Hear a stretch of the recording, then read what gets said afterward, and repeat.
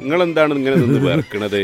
വയനാട് ഭയങ്കര തണുപ്പല്ലേ ചങ്ങായി? വയനാട് കോപ്പാണ്. അതിനിത് വയനാടാ പറയുമ്പോൾ തന്നെ ഇത് വയനാടല്ലേ? ഞാൻ വിചാരിച്ചു അപ്പോഴേക്കനെ കേണൽ ഇവിടെ എത്തിയ ഇയാളല്ലേ പാണ്ടിലോറിയിൽ വന്നിറങ്ങുന്നത് കണ്ടേ? ഇതെങ്ങനെ കണ്ട് ചങ്ങായിയെ? ഞാൻ അങ്ങാടിയിലായിരുന്നു.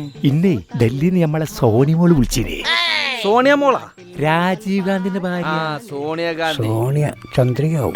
നിങ്ങൾ ഓരോക്കെ ഇപ്പൊ അത്ര അടുത്ത ബന്ധത്തിലാണ്. പിന്നെ ഞങ്ങള് ഭയങ്കര കോപ്പാണ്. ഇന്ദിരാഗാന്ധി കേരളത്തിൽ വന്നാലേ പ്രധാന സെക്യൂരിറ്റി ഞാനാ പോകല്.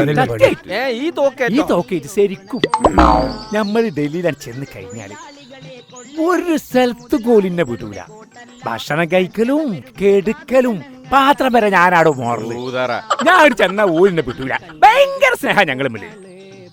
ആ രാഹുൽമാനും പ്രിയങ്ക മോളൊക്കെ ഉണ്ടല്ലോ, ഈ മടിയിൽ വെച്ച് വളർത്തിയ ഞാൻ.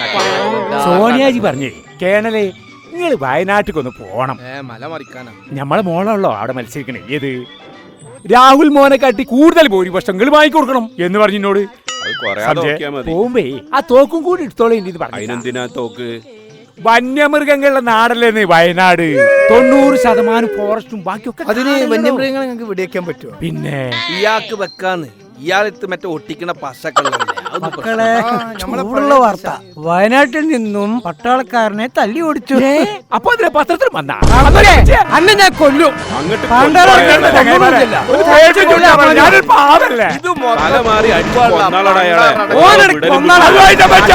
തല്ലിക്കൊല്ലണേ പാചാര്യാവോ?